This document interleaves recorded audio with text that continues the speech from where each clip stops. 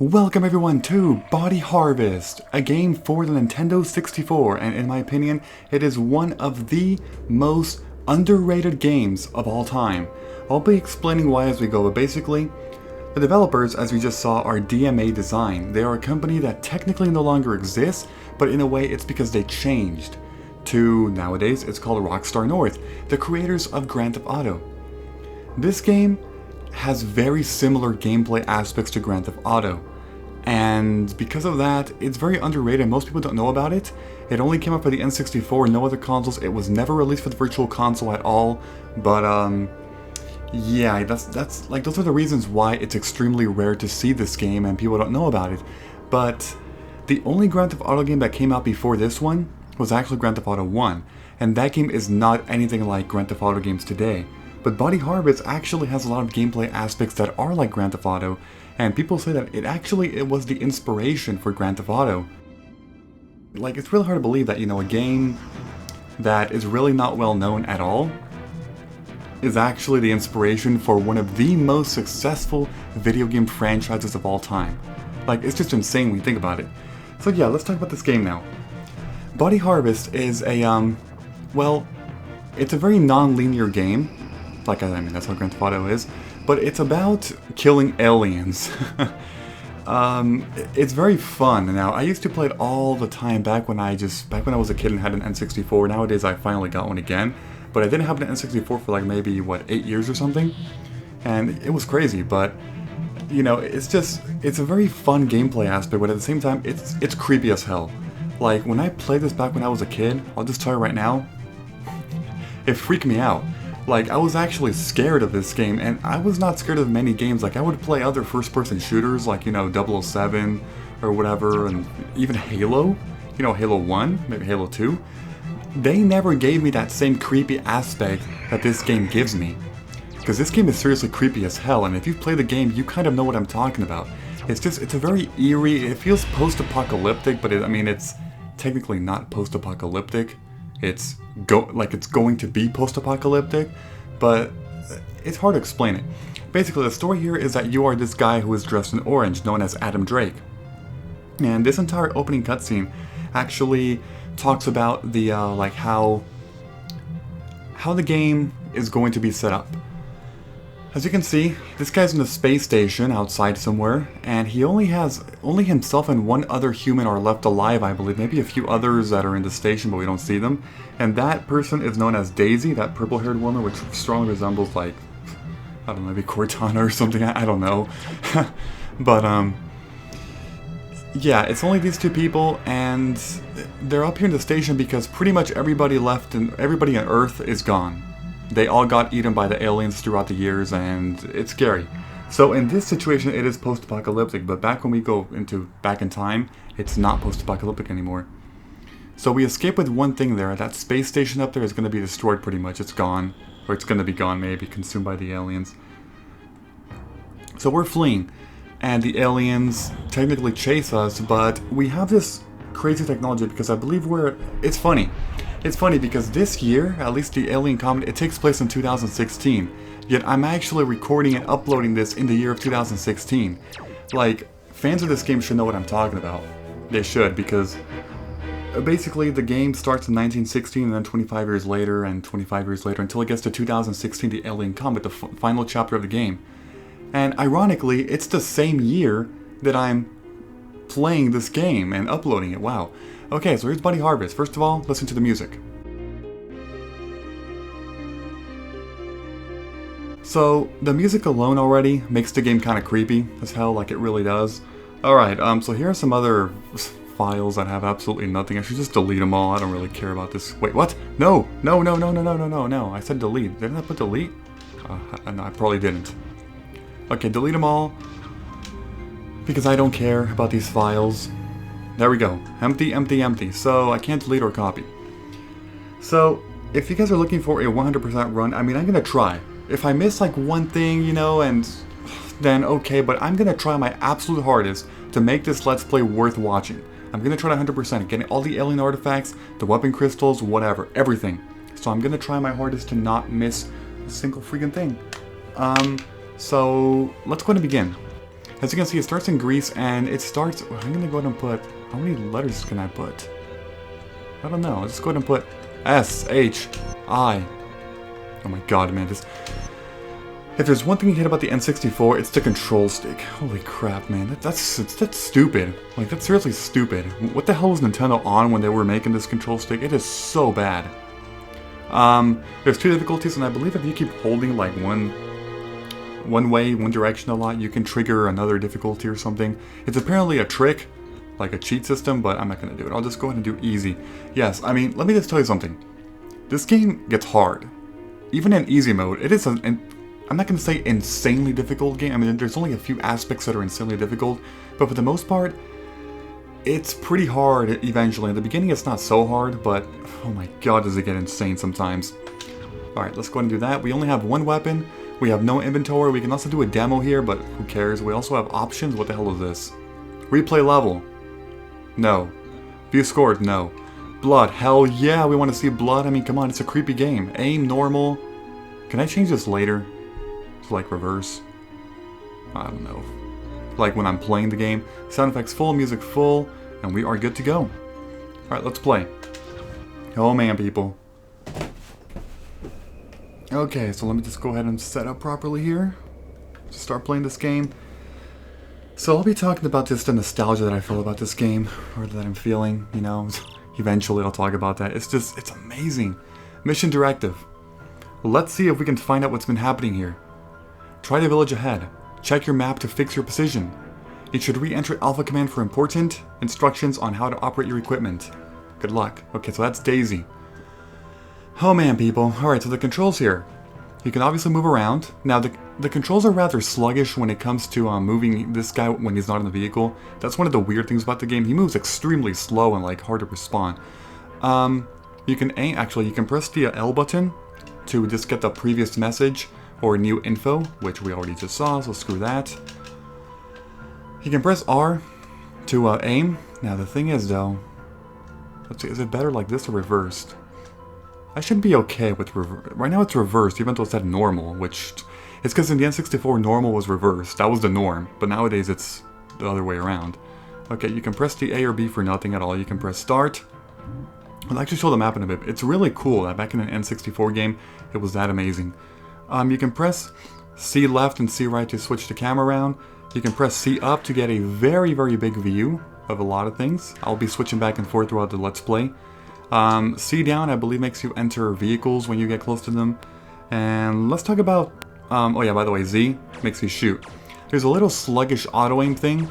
Like, if there's aliens kind of not directly in front of you, he'll still aim at them. But for the most part, you're going to want to hold R and then, you know, aim wherever the hell you want. And that's pretty much how it goes. So, yeah, let's just go to the map. Actually, let's go up here first. I mean down here. Inventory, it just brings you back to the same menu as we were before. We can see a number of things, the time played, and whatever, screw that. Okay, map. Okay. So, to this day, I actually am still shocked that they put this much detail into an N64 title, just because, I mean, if you look at the whole thing, first of all, this is a stage 1 right here, this wall. Like, you see a rainbow-colored wall, whatever. This is the barrier for stage 1, this is the barrier for stage 2, and in stage 3, this entire huge world-like thing. But yeah, there's just so much detail to it, just because, like, again, it's an N64 title, and it's this big, and there's no loading screens. It's not like you're past, like, you know, once you go through a certain amount of time, a certain amount of area, you actually don't go through loading screens. The only time is when you enter a building and go back out. So it's one huge world in one, with no loading screens. And that's impressive, because games nowadays, you know, even the ones that look better and all, they, you know, they do have loading, and this one doesn't, despite it being a huge world. It's just really cool. Which really does show that it is in fact an early Grand Theft Auto style. But anyway, well, I mean, what else is there to talk about? I mean, you see all these things over here everywhere, you know, all that stuff. There's a shield generator right in the middle. And, I mean, that's pretty much all there is to it. For now, at least. I mean, there will eventually be a lot more. You'll see what I mean. But for now, we've only explored a tiny bit the green. Now, the interesting thing is that if you actually go back over here, into this section, and you see that different type of terrain, which is like the gross alien terrain. You can't kind of see it here, but what the hell? Oh wait, what? What? Oh wait, really? Interesting. So the message that you get from the map, it still appears here if you tap the L. Anyway, the terrain over there that you kind of see, it's a bit darker and like, I would say red purplish. That's like the alien type of terrain. It's a bit more gross looking. And the cool thing is that fans of the game will know what I'm talking about when I say that we're actually looking at the shield generator straight from here. We're not really right at the center, but the point is that it's somewhat there, you know? And it's just, it's interesting because you start right here, but you're going to be ending right on the other side of the wall. So, I guess they did it on purpose. I'll just say that. Okay, so run towards, I already know that. So in this game, you basically want to get in vehicles all the time. All the time. In the beginning, you can survive, you know, some attacks without a vehicle, but for the most part, you're going to want to be in a vehicle. Just because they give you more health, you know, armor bonuses, and just do that. So here we're going to get our introduction to our first alien encounter. And I'll be talking about them as we go, but for now we're going to get, okay, this right here is a Goliath. This big one over here is a Harvester. And the one up there is a Scout. I know I killed him really fast, but I'll be talking about the aliens as we go. But for now, the Goliath that you saw first, which kind of resembled the Harvester, just a bit smaller, those focus on destroying buildings.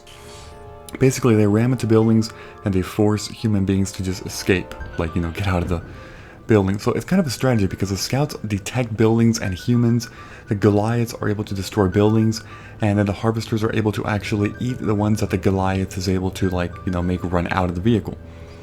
So this guy right here, he actually will offer to help you out if you just, you know, move the little switch. I don't know what I was going to say.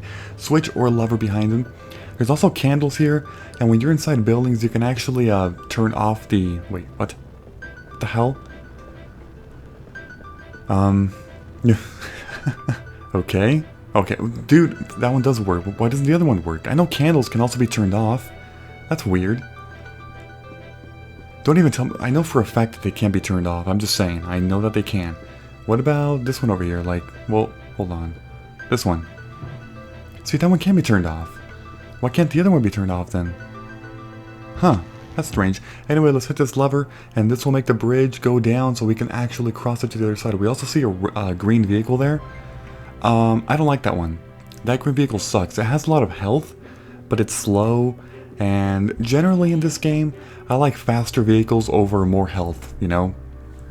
I like speed and mobility for the most part.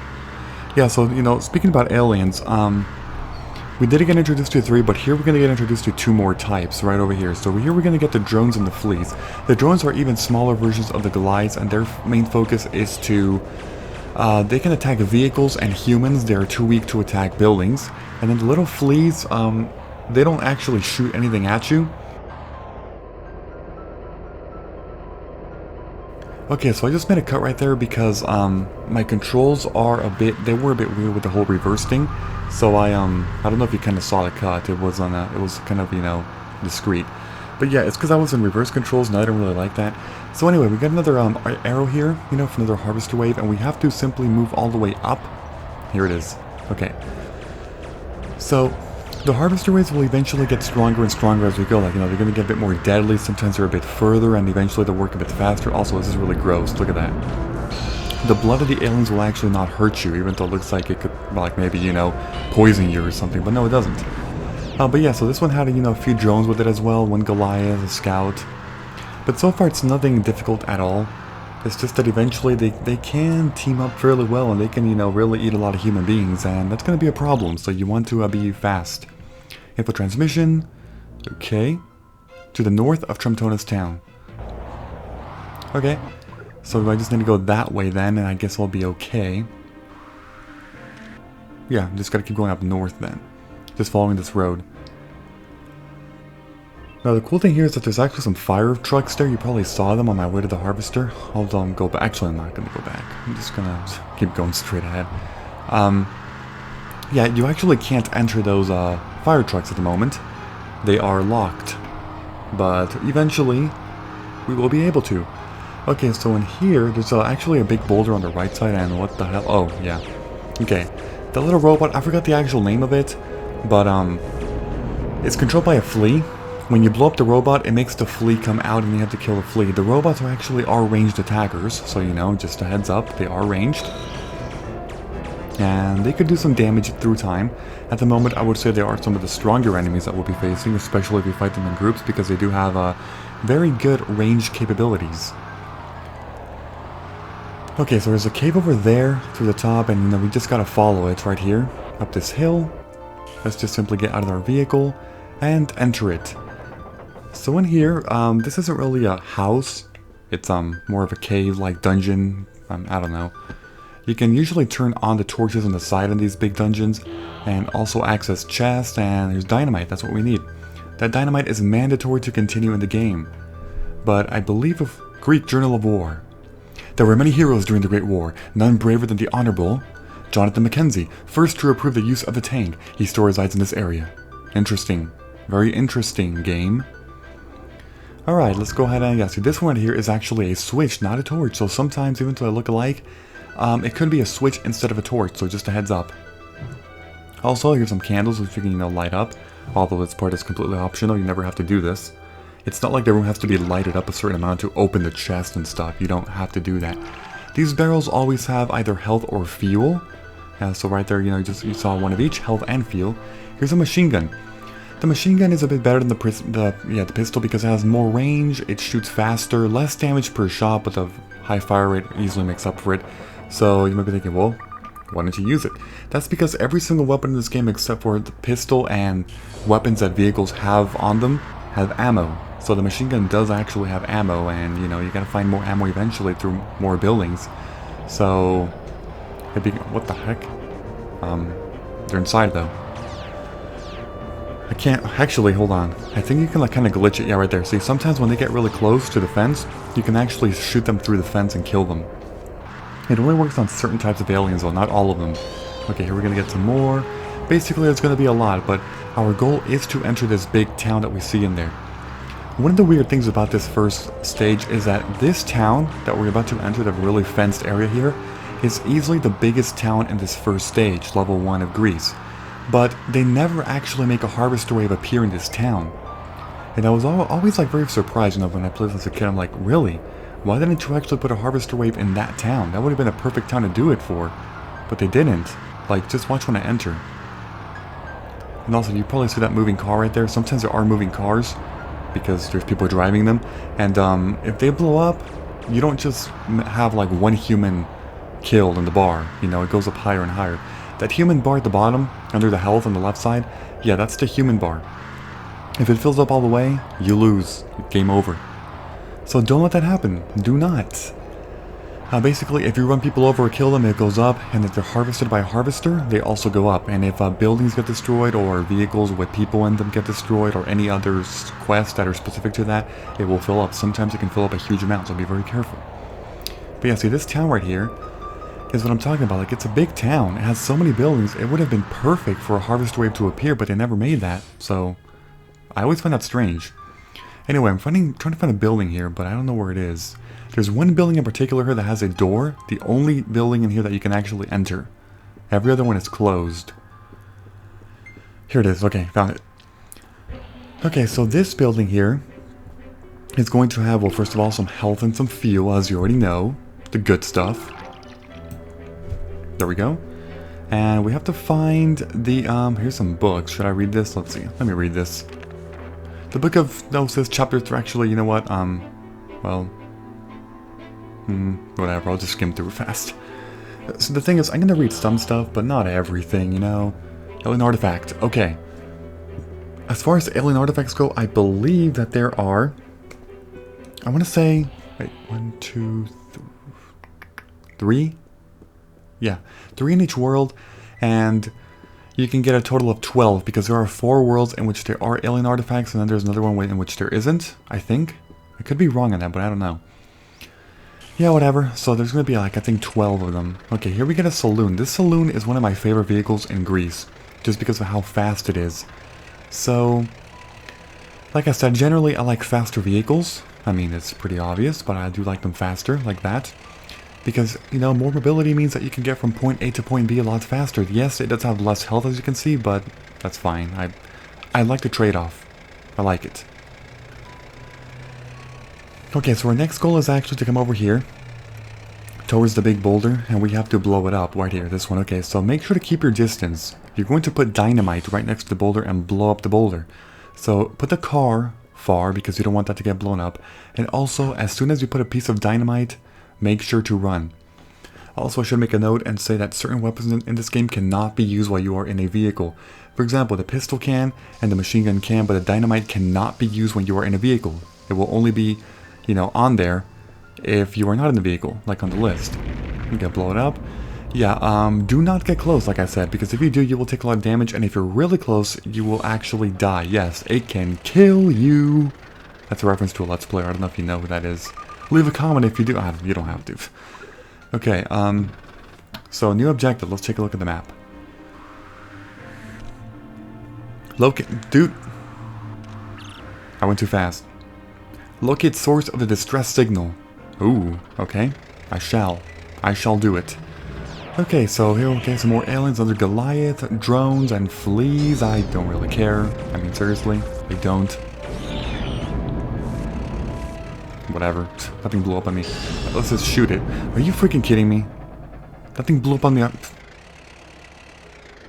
Whatever, I don't care. Okay, here's some more drones. So I should be ending the video here very soon because I'm out of time. I'm going to keep these videos around 20 minutes each, just saying, just like, you know, any normal Let's Play that I do. So our goal is to go to this building, but it's going to be for next time. So if you enjoyed this video, whoa, what the hell? Dude, freaking car. Yeah, if you enjoyed this video, in any way, please be sure to leave a like. I would appreciate that very much. Thank you, and I will see you all next time. Bye-bye.